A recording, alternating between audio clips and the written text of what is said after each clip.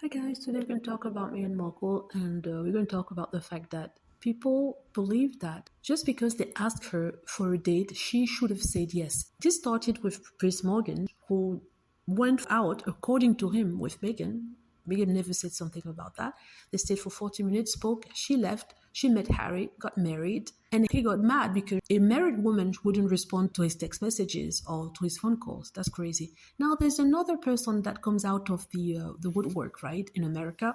I don't know his name, don't know him, and I don't care about who he is. I just want to tell you what's happening and the context within which it's happening. Apparently, that guy was a sport podcaster. He's been going around the podcasts and TV shows recently to say that Meghan Markle said no when he invited her, right? He wanted something romantic with her. At the time, he was working at ESPN. He didn't have a show, but he was the second man in command, right? In charge of a podcast on ESPN. He wasn't known. Apparently now he's a little bit more known than at the time. And he said that he went to a charity match. I think it was basketball, something like that, during which some celebrities were invited to play for charity. Kristen Teigen was invited, other celebrities, swimsuit models were invited, and Meghan Markle was there as well. So they were playing. At one point, the match stopped, and people were rushing towards the swimsuit models to talk to them, right? Nobody, according to him, was interested in Meghan Markle. And he said that that's why he thought it would be great to go and try to flirt with her and see if he can score something. What exactly, I'm not sure. So he says himself that Meghan Markle was polite, she was nice to him, and that she was always cool, right? Nothing more, nothing less.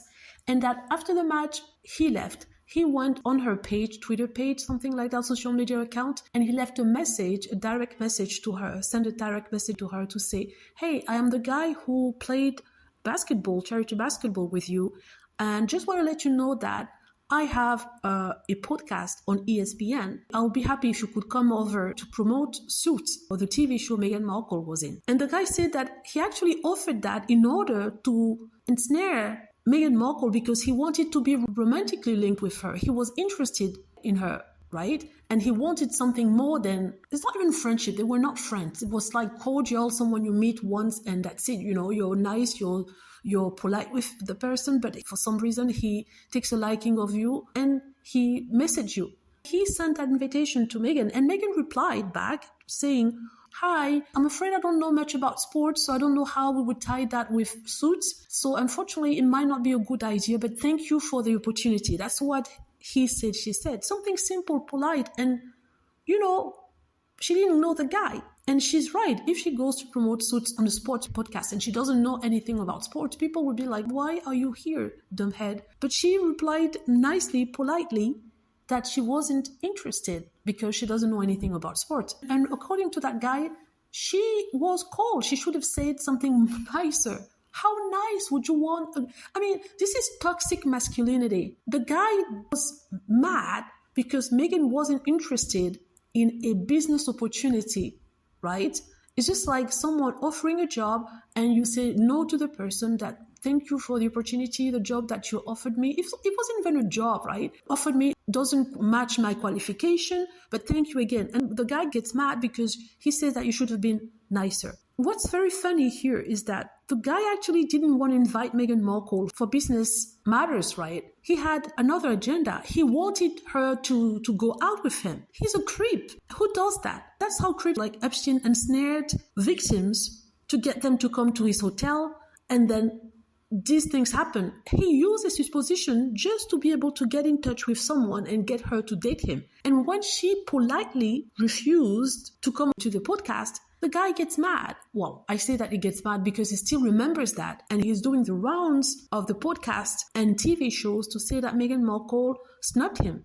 Meghan Markle didn't snub you. She didn't know who you were. You just met once. Meeting once someone doesn't mean that they owe you something.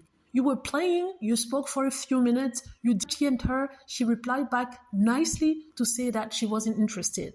What else do you want? Apparently, people who meet Meghan, the men who meet Meghan, just don't know what no means. They just don't want to accept when someone says no to them. And I thought that no meant no. So you have your usual trolls and haters who go to say, oh, you dodged the bullet, you dodged the bullet. Maybe Meghan dodged the bullet, right? You don't know what would have happened if he's already so pissed that she said no when she doesn't even know him. They don't have any history together. Imagine if she had gone on a date with him, what would have happened and what he would have said 10 years later. That's crazy. I just wanted to address that here because I think that it's unfair that Meghan Markle is being slammed and her name slandered because she said no to a business opportunity, just like anyone would have said no to that. And strangely enough, she's criticized in past as being the bad person. Anyhow, let me know what you think. Hope you like the video. Feel free to click on like if it's the case. Subscribe for more videos and click on the notification bell to be notified when I post a new video. Thank you.